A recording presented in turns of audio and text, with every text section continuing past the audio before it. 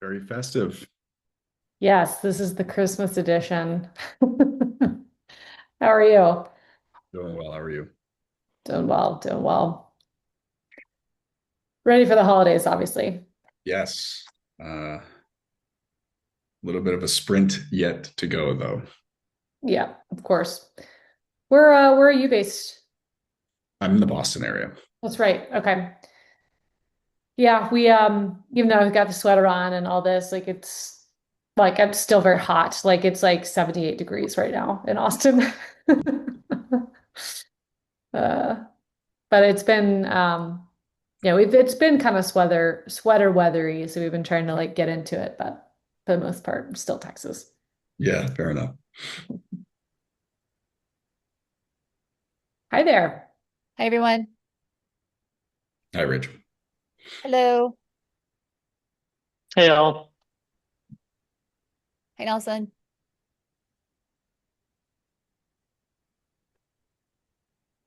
Rachel, you ready for the pitch? I hope so. I literally just got done with my fourth my boot camp, teaching my boot camp. So I'm moving from that to this. So it's been a partnership mastermind kind of day for me. Love it.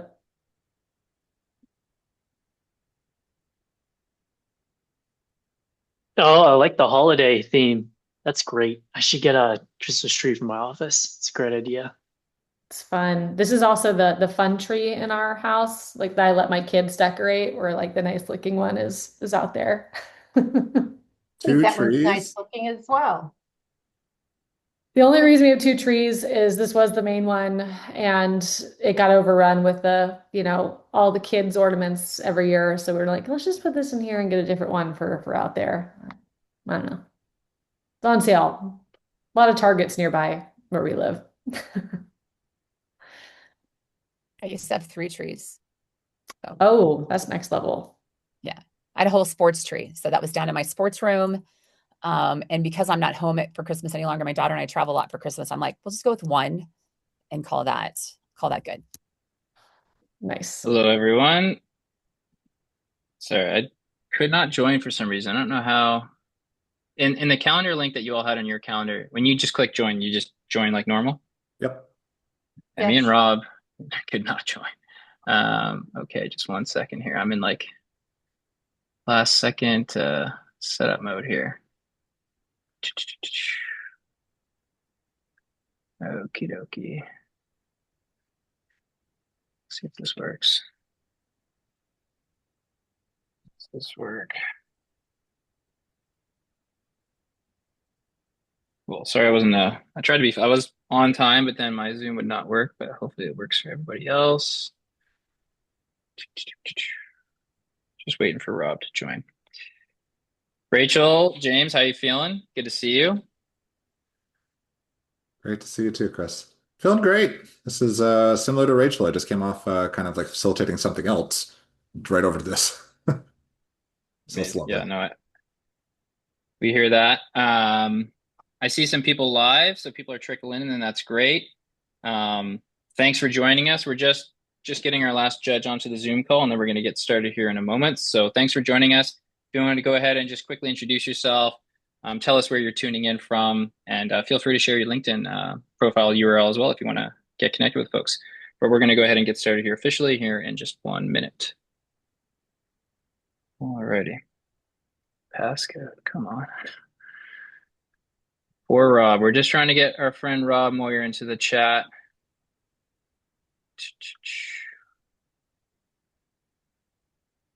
One second. If you don't mind, Kevin, Lauren, Nelson, where are you guys calling in from?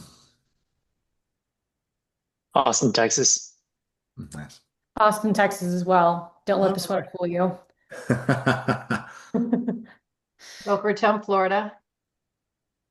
And Boston. Awesome. Okay, so you need the sweater actually then. I'm up in I do. Toronto. I do.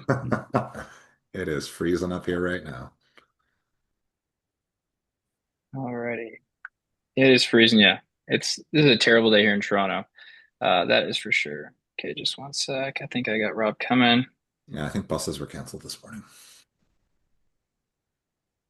I mean, I have a dog, so that's the only reason I even get outside. So we're like lugging our like 7-month-old daughter in a stroller, pushing her through the downtown streets of Toronto with a dog. Not fun, but it's the name of the game. Cool. All right, we are close. Okay, Rob. There he is. So sorry, Rob, for the Zoom issues. Cool. All righty. All right, let me just get everything teed up here, and then we will kick things off officially. All righty. Well, we are going to get started here in just 1 second, everybody. Appreciate your patience. All righty. Here we go. Can everybody see my screen okay? Yep. So there we go. All right, amazing. Cool. Well, look, welcome everybody to the first ever Ecosystem Masters pitch competition. I'm thrilled to be joined by a few folks. So we have 5 different judges. Let me just pull up my screen here. Oops, there we go. We have 5 different judges, and we also have 2 fantastic contestants. So I'm just going to quickly introduce the lay of the land, and then I'm going to explain how this pitch competition is going to go, and then we're going to get right into it, right into the fun stuff. So first things first, this is a first of a kind event. You can think of this like Shark Tank, or if you're Canadian, like Dragon's Den. Shout out to Dragon's Den. And the reason that we launched this event in partnership with Crossbeam is that, you know, if you think of the sales profession, one thing I give them a lot of respect for is they put a premium on training and education. So they do mock call reviews and mock demos and disco review and just they do a lot of practicing of their role. Candidly, I wish there was more of that in the partnerships ecosystem. So that's something we're trying to bring to partnerships is, hey, look, we should be doing more to simulate the highest leverage scenarios that we face in our roles. And if you practice it and get feedback from really powerful mentors and leaders like we have for the judges, well, then when you actually face these situations in the wild in your role, you're just so much more prepared to actually do it. So that's the name of the game here is practice what you actually do, and you're going to get a lot better. So the Ecosystem Masters pitch competition is going to be an ongoing series where we're going to have different types of pitch competitions for different personas and different use cases. We're going to have competitors who are experts in their field, and we're going to have expert judges who are going to provide critical feedback and then ultimately decide winners, which there are some really cool prizes for. So for this particular version, the first ever episode of Ecosystem Masters pitch competition, we have 2 fantastic candidates who I'll introduce here in a moment. They are going to pitch a GTM partnership strategy for a fictitious company, right? So we're not sharing any sensitive company information, where we set a few constraints and then the rest is up to them, right? And so the constraints that we've given our 2 competitors, James and Rachel, who I'll introduce in a moment, we said, hey, look, each of you are going to be pitching for a company that is, roughly 75 million in ARR, Series C, B2B SaaS, looking to pivot hard into AI, which that's what everybody's doing nowadays. Looking at a plus 40% year-over-year growth target. So that's 30 mil. Of that 30 mil, you need to contribute 1/3 of that, which is pretty standard nowadays. And to make it a little easier, we're giving you a pretty generous discretionary budget of 2.5 million. Judges like Rob, who you'll meet in a second, he's like, no way I'd be given a $2.5 million budget for 10 million. That's okay. We just wanted to simplify things and let your imagination run wild. And so what the contestants were tasked with, which you're going to see today, is they had to basically build an official pitch deck for a real ecosystem strategy. They had to have at least 2 partner types. They have to go through how they're going to deploy the capital, what's their strategy going to look like. And then from a pitch deck structure perspective, this is what we're looking at. So you're going to see this in a second, but here are basically the things that each of the contestants had to figure out for their hypothetical company. Having seen both pitch decks, these 2 contestants took things in very different directions, but equally exciting ones. And so that's what they're going to pitch today. Just to quickly show you a couple other things. Each of the 2 contestants is going to have about 20 minutes for their dedicated session, probably closer to 7 to 10 minutes for their actual pitch. And then each of our judges is going to get to ask 2 back-to-back questions per contestant. As soon as that contestant's done, they exit the stage. Then the next contestant will come on. And then one thing to note is that from a scoring and judging perspective, you all in the audience are going to play a key role in determining the winner today. So there's 6 criteria that our contestants are going to be measured on. You can see them on the screen here: strategic clarity, executive relevance, partner motion credibility, budget logic, defense under pressure, and internal alignment, right? So these are all things that real executive teams actually evaluate big time proposals, whether or not they're going to say yes or no. So we're going to score our contestants on the same things. James, I see your cat walking across the screen. We'd love to see that. And so what's cool is the judges scoring is going to be 2/3 of the vote. And then you, the audience, are going to play a role in 1/3 of the vote, right? So you all have a say in who's going to win today. In terms of what they're walking away with, we'll go back to the judges in a moment. Where is the prizes? So we have great prizes for our 2 contestants today. Our Ecosystem Master Champion will be given $1,250 cash USD. They're going to get a podcast feature, a mentorship session with one of our judges, plus a few other cool things. Our runner-up, though, is not walking away empty-handed. Minimum draw of $500, LinkedIn feature plus a certificate. So plenty in store. Real quick, I'm going to introduce the judges, and then I'll introduce the contestants. So with us, we have a few folks. So we have Lauren Spence, VP of Agency Partnerships at Now Commerce. Lauren is simply fantastic. I just had her on the podcast recently. I respect her greatly. I think she's a straight shooter. She has an incredible pedigree and track record, and I know that she's going to bring the heat, but be fair in asking some tough questions. We have Nelson Wang, who really needs no introduction, one of the biggest names in the space, ex-Miro, ex-Airtable, now runs Partner Principles. These are one of the most well-respected, thoughtful, generous, and direct people that are in my ecosystem. I look at him very much as a mentor. He's going to bring some heat. And then speaking of heat, Rob Moyer, right, also doesn't need any introduction, ex-Microsoft, ex-Gong, now runs his own consulting and advisory firm called Blue Thread. And yeah, Rob's an incredible mentor to me.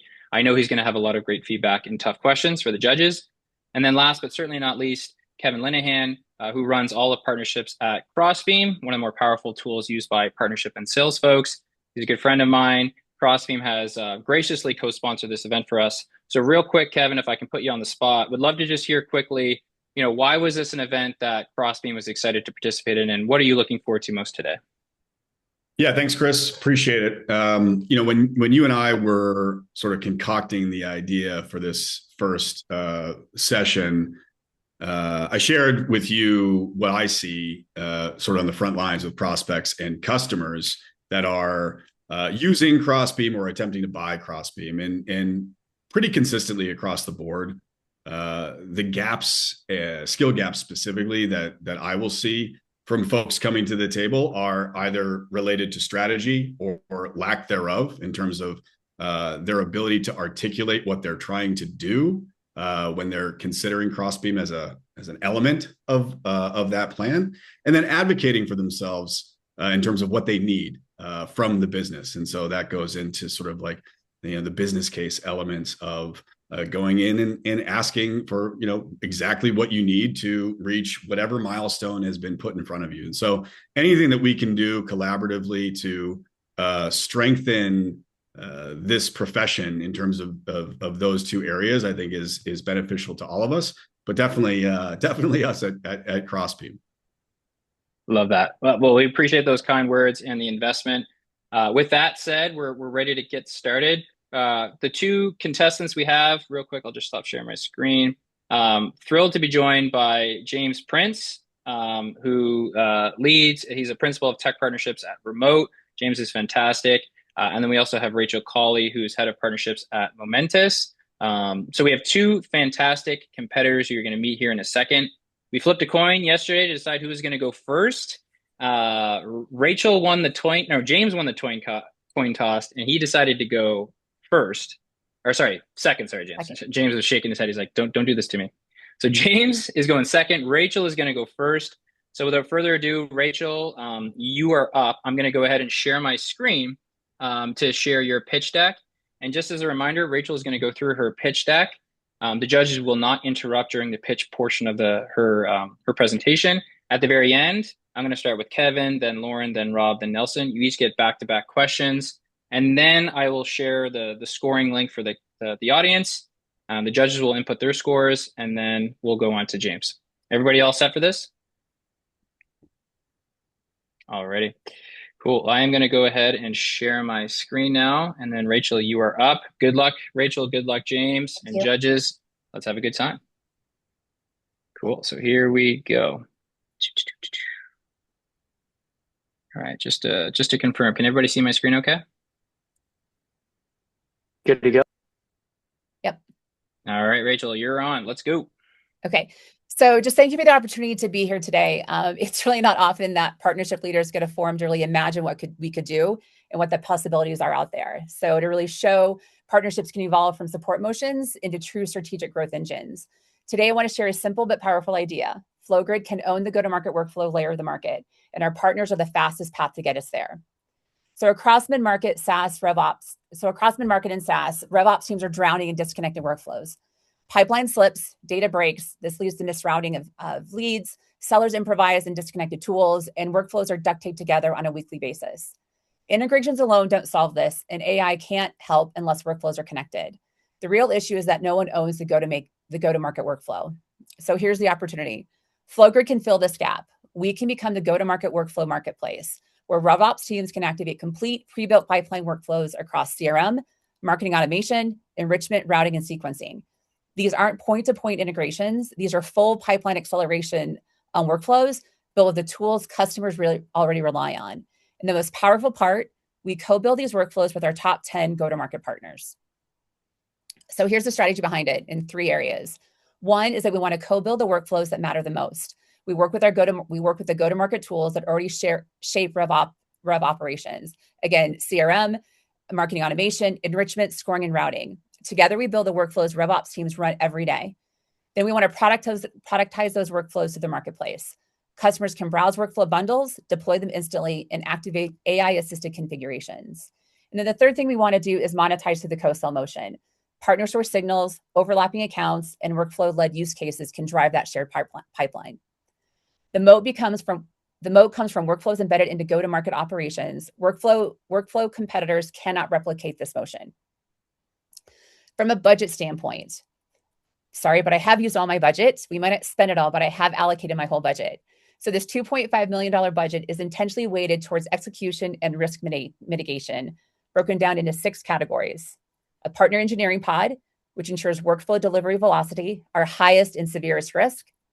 Workflow co-development grants, incentivize partner delivery tied to clear milestones. Then we want to look at marketplace and expansion through AI orchestration. This funds the infrastructure for workflow development and automation.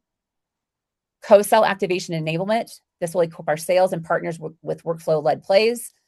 Marketplace promotion and co-marketing, drive adoption and partner-led growth activation. And finally, partner certification and training. This ensures partners can independently maintain and scale workflows. This budget doesn't add organizational sprawl. It accelerates the motions that directly create ARR.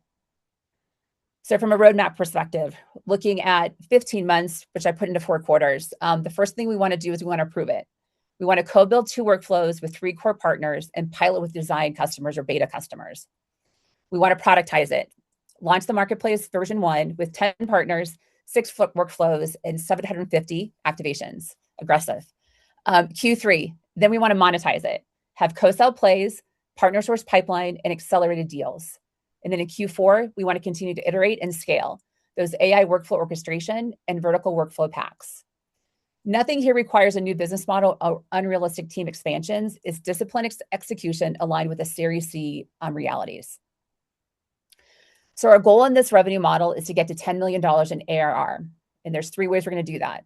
The first one is to co-sell. And we want to get to 20 million in source pipeline at a 25% close rate, getting us to our first 5 million in ARR.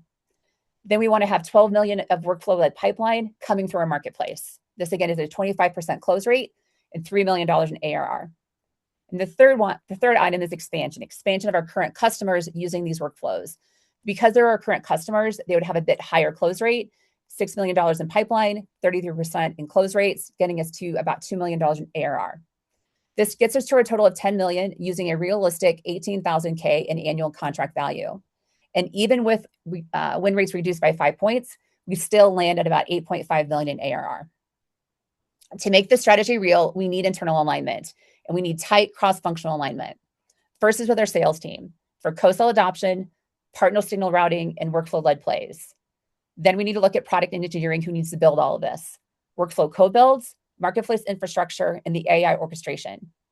Next, we need marketing. No partnership, no workflows make sense if nobody knows about them. So we need marketing for workflow launch campaigns, partner spotlights, and ecosystem storytelling. Then we need CS and services for the workflow onboarding, activation, and expansion. And one of the most often overlooked areas within this collaboration is finance. We need them to help with reporting for attribution, incentives, and performance modeling. This alignment ensures every team benefits from and reinforces the workflow flywheel. We do have some risks and some mitigations that we need to take a look at. In this overview, I've highlighted several risks, but the highest one is going to be partner co-build velocity. If workflows slip and differentiation slips, that throws all of this out of balance. So to mitigate that, we want to put together the partner engineering pod, workflow blueprints, and the milestone-based co-development grants to incentivize our partners to stay on target and stay on time. Then we have a risk with internal rev team adoption lag. We see this across partner teams, is the rev team not adopting. So we want to put together marketplace adoption sales activations that are supported through partner-led growth flows, spotlight campaigns, onboarding, and weekly co-sell reviews. So in close, here's my ask. Approve the partner engineering pod, greenlight co-build grants, mandate sales and product alignment around workflow adoption and co-sell motions. This is how FlowGrid becomes the go-to-market workflow layer. And once we own the workflow, we own the customer. And happy to take any questions. Amazing. Well, we're not live, like in person, but I'm still clapping my hands. First of all, great job, Rachel. Must have been extremely intimidating to do this. You're the first ever ecosystem masters pitch, so you have that under your belt. So look, we'll get right into it just to keep us on time. So just to be clear, Kevin, you're up first, then Lauren, then Rob, then Nelson. Back-to-back questions. So Kevin, get us started. Yeah, whoever's driving on the screen, if you could go back to the internal alignment tab of the presentation, that would be great.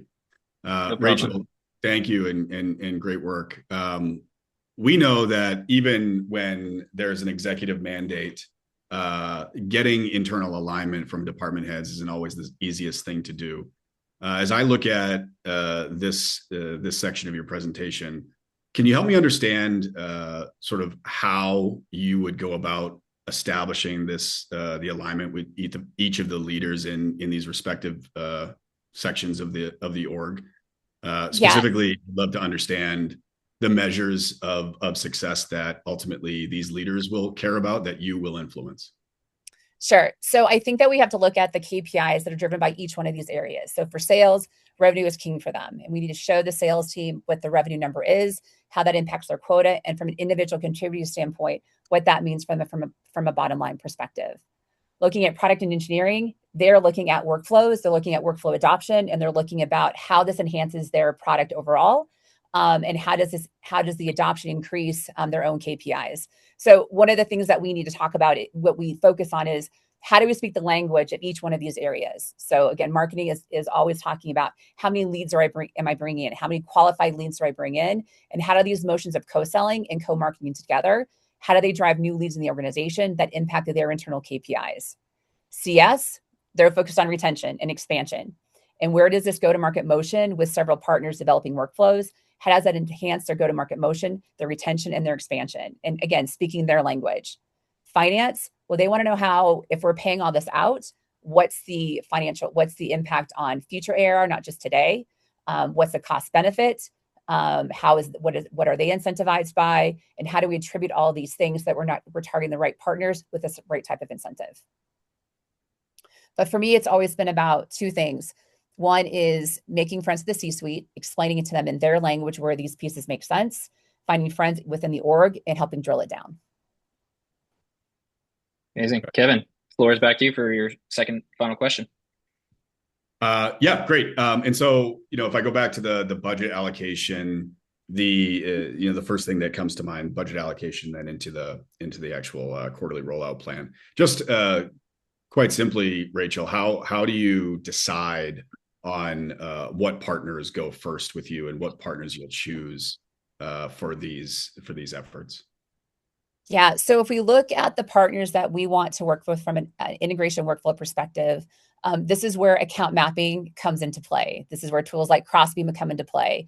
We want to see the value of how many of our customers do we already work with together, and where an integrated workflow makes sense for them. So that's, for me, is key number one, is finding out our top partners with the top joint customers.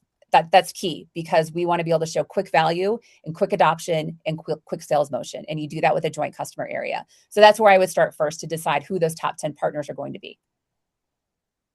Amazing. Well, thank you, Kevin, for your questions. We'll hear from you again when it's James's turn. Next, we have Lauren from Commerce, who's going to ask Rachel 2 questions. Awesome. Rachel, nice work. This is super clear. I also think you did a great job with the risks highlighted, and I like the attention to detail on the mitigation. I actually want to follow up on something Kevin just asked, specifically around those partners. What are some of the early indicators or feedback that you've received, right? Like your top 10, who that you want to choose? How much have we validated that they wanted to go and do this with us, right? And that the market actually wants this. So I'm wanting to just get a sense for partner appetite for the top 10. What's the confidence level and that they would want to do this with us? Sure. So I think before I would ever pitch something like this, we would have validated with those top 10 partners to make sure that they want to be a part of this, that if we receive the word go and the executive team says, yes, we want to move, that they're already bought into this. And that they know that this is the expectation of them if they were to move forward, whether it be a CRM tool, marketing automation tool, that we would have vetted them before I would bring this to an executive ask, because it all falls apart if I don't have 10 partners that want to be a part of this. So I want to make sure we have the top 10 first before we would make this ask, and that we can immediately go into the iteration and the workflow development process. Great. And then my second question is, what are going to be the early indicators that we're making traction, like before revenue starts to show up? Yeah, I think the first thing is when we start talking about those 10 or 15 design co-pilot partners, is getting very quick feedback from them, not asking them to make a buy, but getting their feedback. How does this impact their RevOps workflow? How does this impact their time to close? But we want to get their feedback very, very quickly and iterate on that feedback. I think that too many times product development and integration workflow development happens in a vacuum. And because we put so much into this from a budget perspective, from an expectation standpoint, we need to get quick feedback from customers so that we can iterate and get the best possible solution out to market before we start the sales motion. Perfect. Thank you. Amazing. Well, thank you so much, Lauren. We'll hear it from you again for James's segment. Rob, be nice. You're up next. 2 questions. Rob, where did Rob go? All right, we are having technical difficulties. Rob, he's so nice. He's not even speaking at all. That's how nice Rob's going to be. All right, well, we're going to go to Nelson if that's cool. Nelson, you are up, and I'm going to be texting my friend Rob to make sure he gets back on camera. Great. So my question is, in the strategic bets and throughout the talk track, we highlight a lot around what we're saying yes to. I'd be curious to hear from you. What would you be saying no to and why? So I think the first answer is that once we start to launch this, other partners are going to find out about it and want to come and play in the sandbox. And we have to be very specific in who we say yes to, but I think we have to be even more diligent in who we say no to and be prepared for those conversations, because this is a go-to-market motion that, with the expectations on it and the dollars a part of it, many of our partners are going to be a part of this. So we have to be able to say no very, very quickly. First thing. And I think the second thing too is that we have to, along with the partner track, is that we have to say no to potential partners coming into our queue, because our teams can only take on so much bandwidth. And if this is a strategic bet we're making, we don't have the next year to be taking on too many more partners into our Rolodex. They would sit on a shelf and not go very far. The other thing we have to say no to is some of the marketing things that aren't supportive of this go-to-market motion. I think too many times we have webinars within our organization that don't have real strategic value. And I need webinars, I need our marketing team to be focusing on this go-to-market motion, which we see will bring in the $10 million over the next 2 years into the organization. Amazing. All right, Nelson, your second follow-up. Second question here. So I see the term co-sell on here, and I'd love to understand how you distinguish between partner source versus influence, and how that impacts your financial modeling and how you think about the strategy with partners, and also the impact to the business. Sure. So I think that anyone that can crack the influence code can sell that and bottle it for $1 million. We talk about it a lot in various different tracks within LinkedIn with the network community about how we talk about influence revenue. So I'm going to hold that one for a second. Partner sources is the easy one, right? A direct referral comes in, a direct lead comes in from your partner. And I would hope that we already have some motions in place from a revenue perspective, how we compensate that partner for direct leads coming in, whether it be a referral, a spiff, but something already in place that source revenue is already being impacted. Influence revenue is a tougher nut to crack. And at what point do we attribute influence to that partner? Is it that we are in an active selling motion with a prospect and we bring that partner in to help tie in all of these workflows into one conversation? I think that is a piece, that's a nut that we have to figure out how to crack. And that's where finance comes into place. How do we set up reporting and structure so that we can, whether it be attaching percentages of influence, which may be impact their spiff they refer to us, but that's really where finance comes into play. What dashboarding, what reporting mechanisms can we take into place in regards to influence? Is it we brought them in to directly co-sell, we use that partner to give a reference for us, but how do we attribute influence based on those co-sell motions, and how does that impact any referral we're already paying out to them? Amazing. Well, thank you so much, Nelson, for 2 great questions. Our friend Rob is back. His internet went down just at the wrong time. So Rob, what I had said when I introduced you last time is your turn, 2 questions. Be nice. I know you will be, but floor is yours, Rob, for back-to-back questions. I love how you have to do the disclaimer on being nice. You're one of the nicest guys I know, just to be fair. That just absolutely scared. That just scared me, by the way. Exactly. Sorry. Okay, here's my first question. I go always to pipeline. So when I'm looking at your premises of co-sell, let's just keep it with co-sell. How many partners, how many MQLs, and how many deals do you have to close to hit your number here based on this model? Yeah, so I go to the forecast area. So I can do the math, but we're assuming in this model that from a co-sell motion that we're going to do 20 million in pipeline at a 25% win rate. And we're assuming with that also conservatively an $18,000 ACV per deal that we've closed. So I didn't put in here the number of prospects I would need. Apologies for that. I put this into dollars and percentage, and based on an 18,000 ACV per contract. Okay. Would you put that in a linear foot? Like, what would your seasonality be? So are you backloading that, or are you just putting it straight out quarter by? Yeah. So I think with any sales motion, we're looking at a slowdown in the summer, depending on how you're doing. But from a calendar year perspective, we all know that Q3 is one of our slowest months. Summer, people travel. We're not going to close a lot of deals. So this is going to have to be backfilled with Q4, where we know the bulk of our sales are going to come through, just end of year close nature of sales. And then less in a bit more weight. So heavily weighted for Q4, small weight in Q2, Q3, and mid-size weight for Q1 and Q2. Okay. My last question. Sorry. I did a 1.5 there, Chris. Why did you put a lower amount for kind of the go-to-market portion of your budget versus I see a heavy investment in an engineering pod? Mm-hmm. You have very aggressive numbers. So the co-marketing, what part of this budget is driving pipeline? So I think if I understand your correct question, why didn't I put a heavier weight into the co-marketing in regards to showcases, events? Is that where the question's going? Yeah. I'm basically asking, like, you have a number that you have an ROI on. What percentage of this budget is allocated to that number?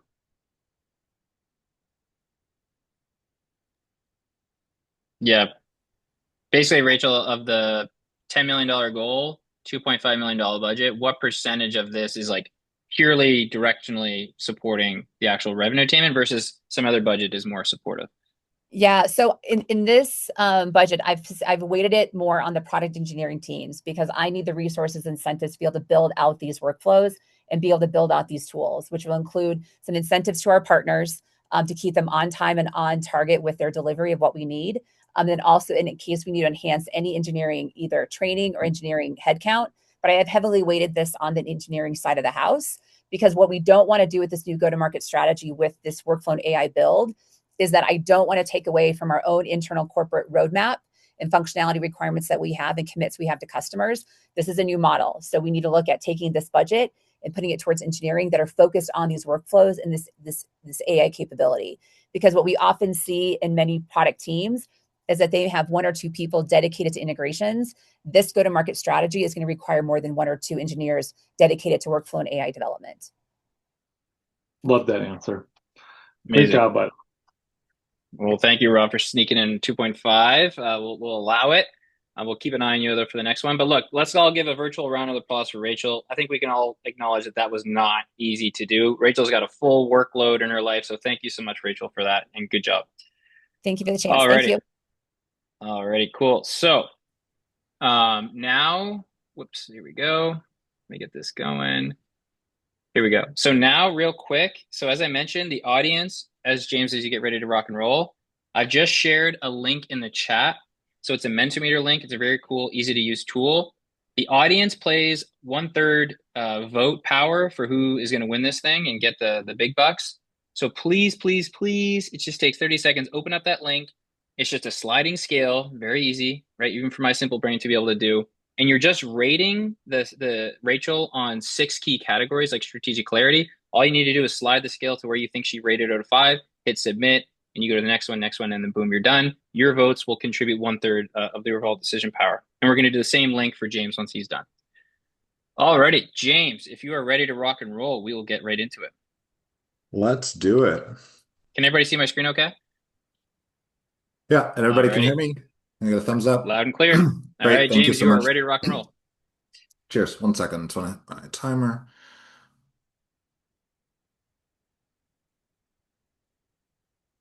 Great. Kevin, Lauren, Rob, Nelson, thank you for joining me here today. As you know, at FieldFix, we've recently gone through an AI pivot to make our product kind of more accessible to our end users. And as we kind of move to the tail end of our Series C raise, we're really looking at accelerating growth as we kind of like move on to that next layer. What we're really kind of be focusing on is we all know that where we are from a direct sales perspective, partnerships is going to become a major growth engine of our future as we tend to break some of our go-to-market activities as we try and ladder up into that $150 million range. This is where channel partnerships is really going to change the way that we go to market.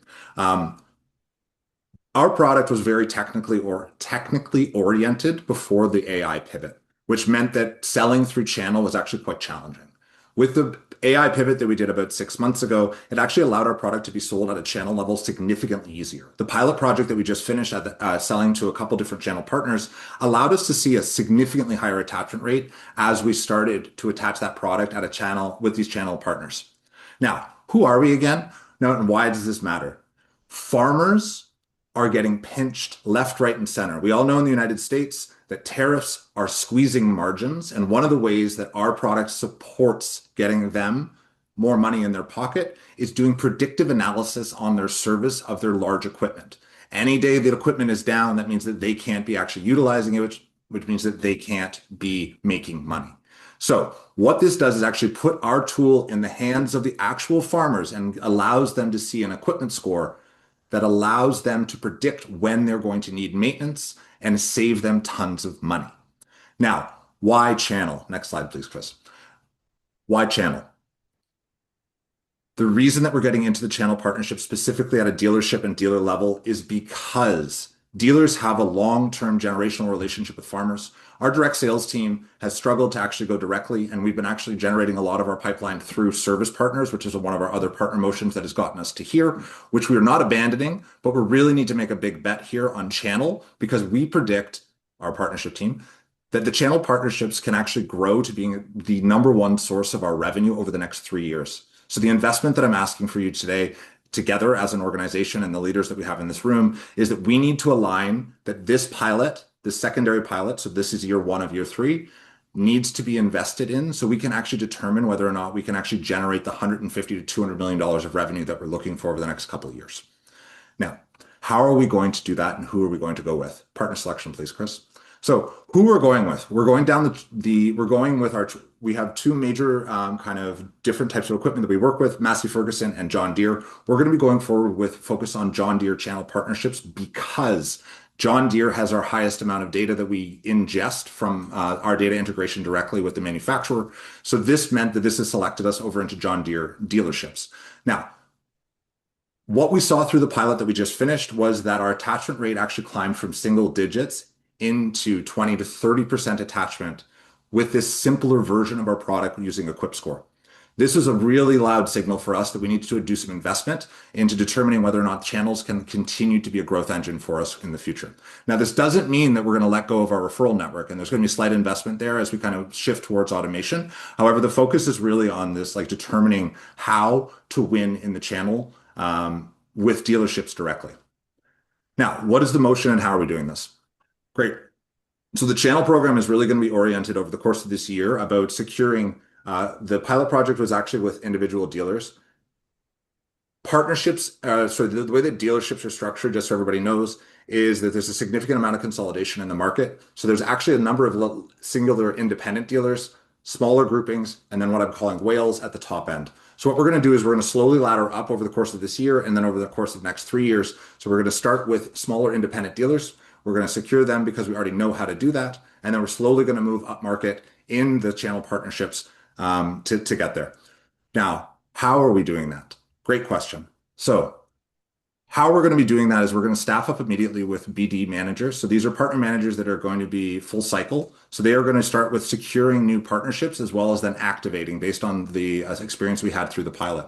Secondarily, we are going to automate the payments. So we need to pull in a little bit of software. And lastly, how are we going to differentiate ourselves with the dealers is we are going to be heavily focused because I've worked closely with the finance team in developing this budget. And what we're worried about is actually ensuring that the cost of our customer, our CAC, isn't expanding dramatically, significantly. Same with our cost of sales. We want to make sure that in the significant amount of my budget here is actually so that when we're doing discounts and when we do incentivization for those partners directly, we are not kind of being underwater on those deals and we can really focus on making sure that we're driving early activation of these partners and differentiating ourselves against other vendors. Because we're tapping into an existing channel partnership world with dealers, because there's a bunch of products they try to attach as they purchase new tractors, this is a space where we need to kind of put our money where our mouth is, and we need to be able to differentiate ourselves against other products. And we're going to use marketing incentives to do that.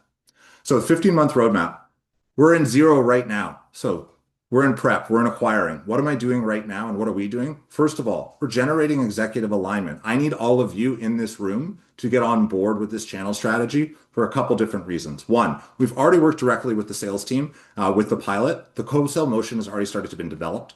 We now need to actually start to iterate and build an overlay model so the sales team will be able to actually sell this and work directly with the dealers. Because my partner managers are not going to be selling, the salespeople are going to be working directly with them. Same with the co-marketing motion that we've already started to build, utilizing some of the co-marketing there. Product is going to have to help support us. So that is all in Q1. Q2, we've started to build out some of this internal functional alignment, and we're now going aggressively into market. We are acquiring partners at an individual dealer level. We're going to land our first tranche of partners, 2 to 3 dealer groups, as well as a bunch of individual dealerships. And we're going to start to build relationships with the larger ones. We're going to select our PRM tool and roll out the engagement of co-sell motions utilizing our existing sales team. Lastly, in phase 3, which is Q3 and Q4, this is where we're starting to go after the big dogs here. We're going to utilize and iterate on the experience that we've had of landing large partners. And as we go up market, we're going to start to be able to, hopefully by the end of this year, this is the fingers crossed, and a risk that I want to call out is whether or not we can actually get to one of these large deals. Now, I'm going to pause here and say these large dealer groups are worth at minimum $10 to $15 million of ARR to us. There's about 10 of them in the United States. This is why over the course of this year, we need to develop this muscle internally as a company to be able to go after these large groups. So this is something that we need to get to, and we're not going to be doing it until Q4. Forecasting model. So this is based on an incredibly low attachment. So I'm hoping this is based on a 20% attachment rate for my low and a 30% attachment rate for my high. In the pilot project that we had a range between 10 and 30. So we picked 20. I think that this number will actually climb. And the reason that it's going to climb is that there's a propensity within the channel program in the pilot for not signing 1-year deals, but actually 2 and 3-year deals. So I think there's actually a significantly higher revenue upside here, but I'm being conservative, and we put it at a 1.5 year average for ACV. So there's a lot. I think there's a lot of upside here. Secondarily, the other reason that this is very conservative is that I haven't actually I haven't brought in the account growth. This is actually for selling one tractor. The average farmer has 7 tractors. So there's a significant amount of account growth that our CS and our AM team is going to be able to unlock, which I have not accounted for as partner source revenue, that the CM and AM team is actually going to take and be responsible for. But this is actually going to generate a lot of pipeline for them in the growth side of the customers. Lastly, internal alignment. We need everybody kind of on board here.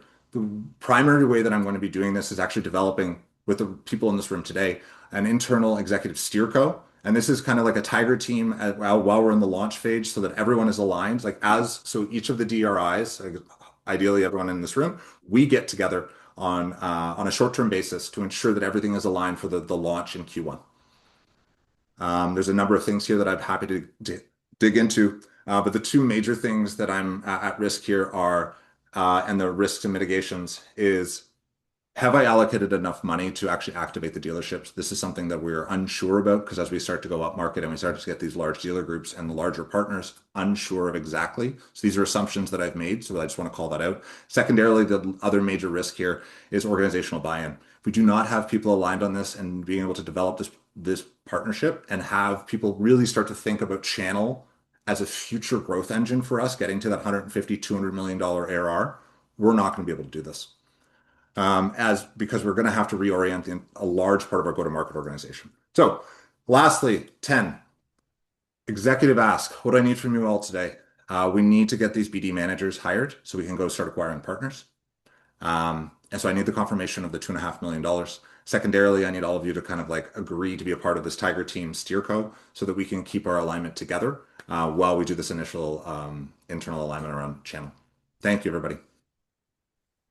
Amazing. That was brilliant, James. If I didn't know any better, I would have thought that you actually worked at this company, perhaps built and founded this company. That's how well versed you were on the company itself. So thank you for that, James. We're precious on time, so we're just going to jump into it. So again, we're going to start with Kevin first, back-to-back questions, then Lauren, then Rob, then Nelson, and then we're going to get into the decision. Fire away. Nice job, James. The top of the presentation, you talked a lot about the improvement and increase in attach rate. What are the motions that you're taking from the success there, the improvement there, and applying to this new distinct motion? What can be replicated, and what do we expect the outcomes to be from that? Yeah, so what we actually saw, so we had 5 dealerships there. The one that really stood out, we actually had a very close alignment with our sales team. We had one rep kind of get close to the dealership and work closely with the sales reps at the dealership. So what we want to do is actually match up some of the sales reps and who are cross-trained with dealers directly. So the same way that we have our sales team divided, if you think of the regions that we have internally, we're going to have reps that are in each of the regions where we're going after these partners and pick a couple kind of like pilot reps to work directly with the dealers. But that close partnership is really what drove the attachment. All right, great. Chris, can you go back to the budget allocation, please? All right, so 1.8 million in marketing and incentives. We know in the channel incentives actually make a material difference. Yes. How have you modeled out where that 1.8 million is going? What dealers, what accounts are you pursuing, et cetera? Yeah. Very much so. I agree. Very, very important. It's split into kind of 3 buckets. One is product discounts. One is rev share directly with the partners themselves. And one is the incentive for the sellers. So the reps actually at the dealerships. So we can actually be paying the reps, we can incentivize the dealers, and then we can actually discount the product so they're getting a better deal than in market. Specifically to which dealers that we are going to be focusing on, that's going to be based on kind of like using like a commitment and capacity kind of matrix of determining like how many sales are they doing and how willing are they to work with us in terms of like ratcheting up that spend at specific dealers. Amazing. Thanks for those 2 great questions, Kevin, and thank you for all of your judging today. Your job's not done. You got to input your scores. So as a reminder to all the judges, you all have access to that Google Sheet. Please get in there and start entering your scores as you start to learn. So next up, Lauren, your 2 questions are up now. Sure. Thank you for this. Really well done. My questions are around the enablement plans for partners, specifically the new channel partners. Can you please help explain to me what that methodology is and the activation plan there? Yeah, absolutely. It's great question. As I said, like when speaking with Kevin, there's going to be kind of a two-pronged approach. One is really about kind of finding those sales reps that are going to be working directly with the dealers themselves. There's going to be some responsibility there to do kind of like on the ground training, not on the ground, but virtual training with the sales reps themselves. And then on top of that, the partner managers are going to be working with the dealer to run enablement.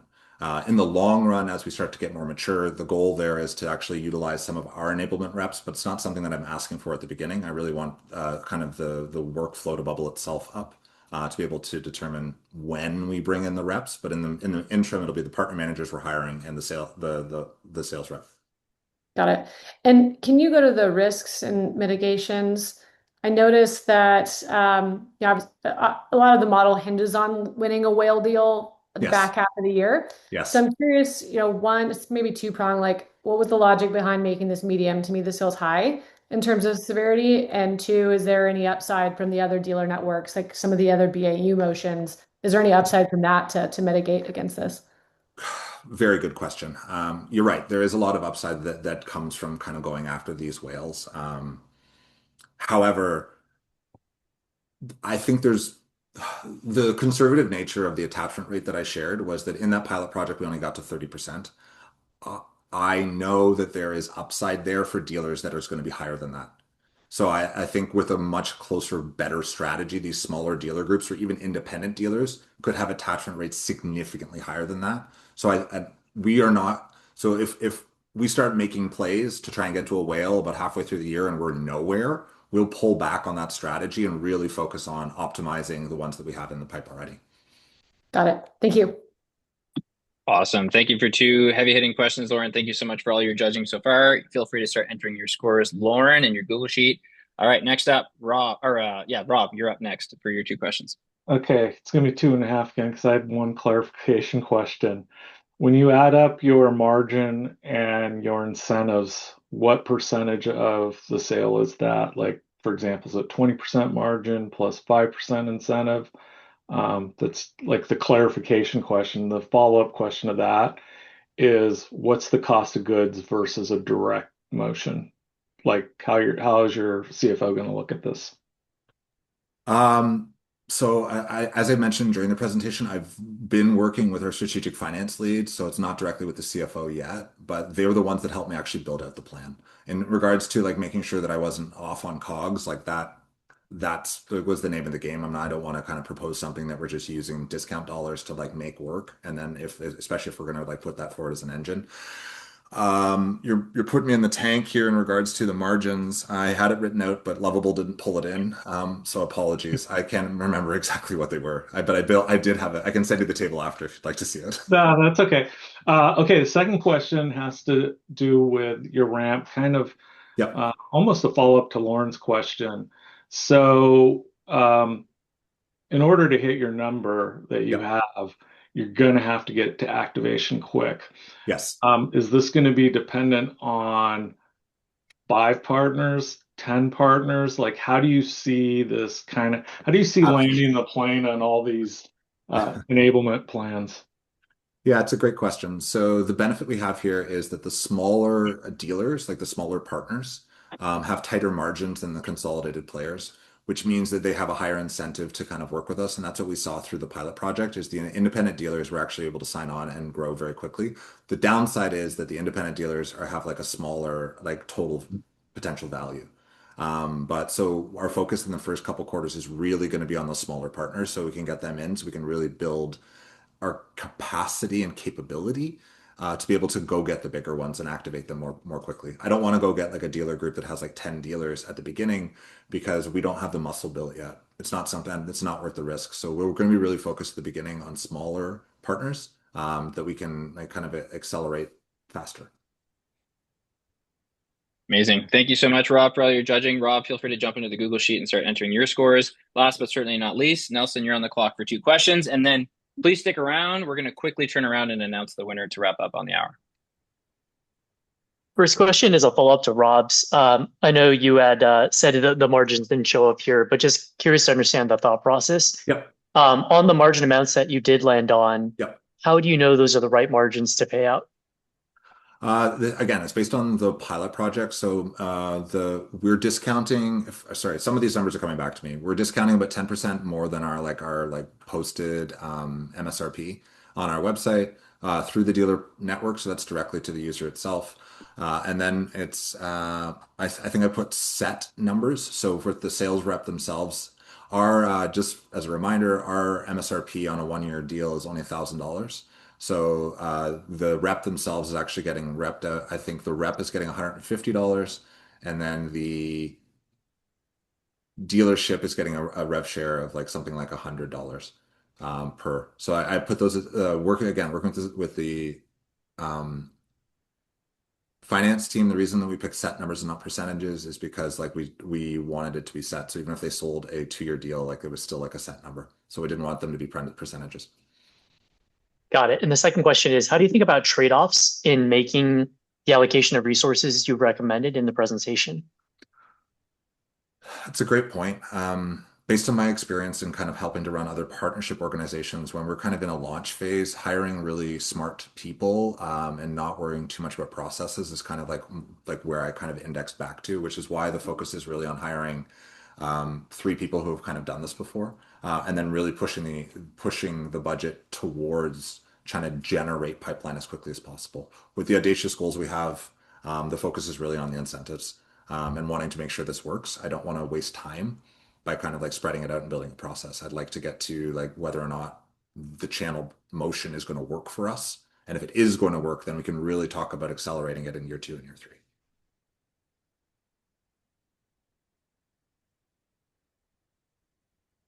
Chris, I think you're muted. Yeah, sorry about that. I was just celebrating. Cool. Thank you so much, Nelson, for your great judging. All the judges, please, please, please, right now get into the Google Sheet, which you'll have access to. Check your email if you can't find it. So you can start entering your scores. I just copied in the chat here. I'll repaste it again. This is James's unique Mentimeter link. Super simple. Just slide the scale from 1 to 5 on 6 key categories, and you will play a key role in determining who wins our cash prize of $1,250, a podcast feature, a special consulting mentorship session with one of our judges, plus a few other cool things. So stay tuned.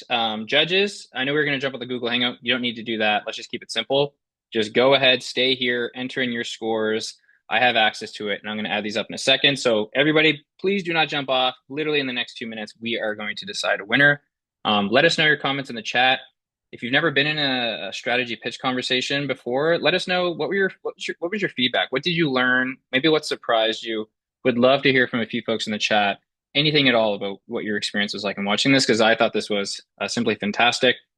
And the final thing I'll say before we decide the winner, if you enjoyed today's session, we'd love for you to like take a screenshot of this and then post it on LinkedIn and just let your ecosystem know that, hey, you just tuned into this ecosystem pitch competition hosted by this crazy French Canadian guy, but it was actually pretty cool. So definitely appreciate you sharing the good news to help attract people to want to apply to compete, and certainly tune in for next time. So cool. Stay tuned. Again, we're moments away from deciding a winner. I just need to tally up the scores here. Let me stop sharing. So cool. Just stay with us. We're literally moments away. Okay, all the judges have done their job. So great job. Okay, great. And then so the judges have officially entered their scores. And then I just need to go tally up the scores from you, all the audience.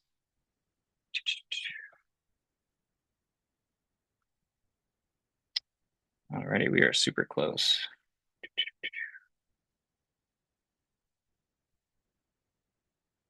Alrighty.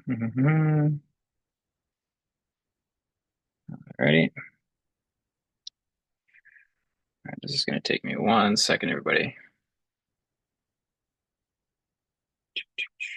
So Nelson, I don't know if you noticed, I threw out one of your frameworks in there. That was for you, capacity and commitment. Love it. That's 4.5. Okay, so here we go. And yeah, shameless plug for Nelson. If you haven't seen any of his materials, they are fantastic.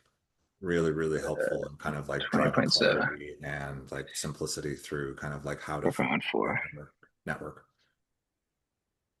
Alrighty, we are 1 second away, everybody. I promise we are moments away. Oops. Results. Good job voting. We got tons of votes, which is great. Okay. 1, 4.6.